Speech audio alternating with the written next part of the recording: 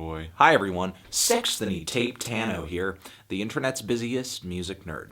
And it's time for a review of the new Shamir record, Ratchet. Shamir is a Las Vegas-based singer, musician, and with this new LP over here, he is making his big commercial label debut via XL Records. I think years ago I might have heard his early stuff and had a bit of Twitter correspondence with him.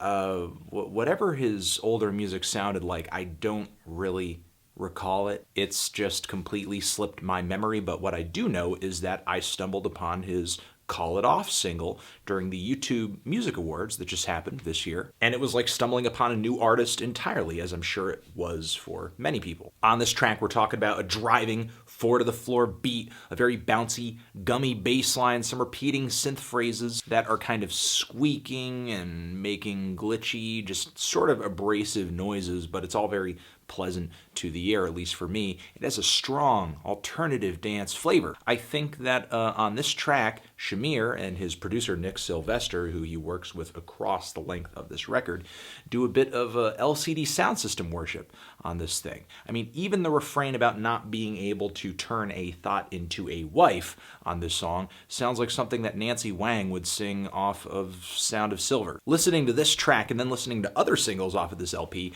I am floored this record is not coming out on DFA and on XL instead. But even though this LP has some blatant LCD sound system influences, Shamir ultimately has an altogether different personality. Musically and especially lyrically, he is much more influenced by hip-hop. He's also influenced by house, and that lyricism combines with these danceable beats, and then you get the insane, body-rocking debauchery that you might remember from like Azealia Banks's 212 single. Except maybe a little quirkier, and you get this flavor again on other tracks here, like on Hot Mess, as well as Make a Scene, and on the regular. Other songs on this track listing that I love. Undeniably on this record, Nick Sylvester and Shamir have a talent when it comes to hard-hitting dance instrumentals with bubbly, playful, kind of silly lyrics. But this is not a strength they continue to play to on the rest of this record, which is a bit of a letdown considering how fantastic I think the singles from this album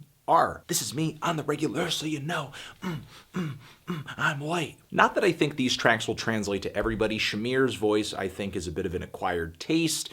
It's very nasal. It's got a strange inflection to it, kind of weird, but he really plays that inflection up to add some character.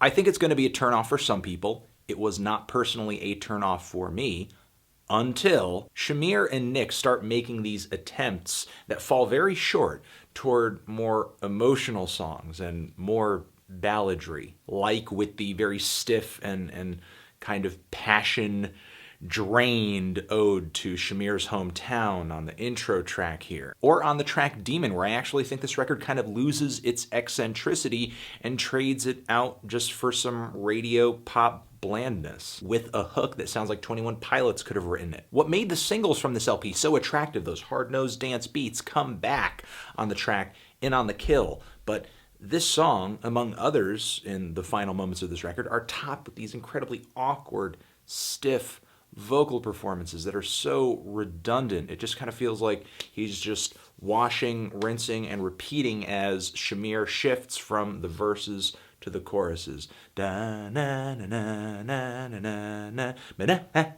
Just not the sharpest and most memorable or sing-alongable vocal melodies either. With these lighter, more easygoing tracks, I feel like I'm listening to Hot Chip, but without the pop sensibility. When we get to the song Youth in the track listing here, once this track hits the 2-minute, 15-second mark, when Shamir really tries to push himself vocally, and I'm done. I'm just done. But on this track, I do like that Shamir tries to say something about the cluelessness and the follies of youth. I find a lot of his lyrics to be kind of funny, tongue-in-cheek, or he's even making an interesting philosophical statement. But on pretty much every single track where he's not going for that bubbly, fun demeanor, I don't really think his voice, because of just constraints with skill and ability, don't really carry or convey successfully the emotion that he's shooting for. All right, let's get in close for this one. Listen.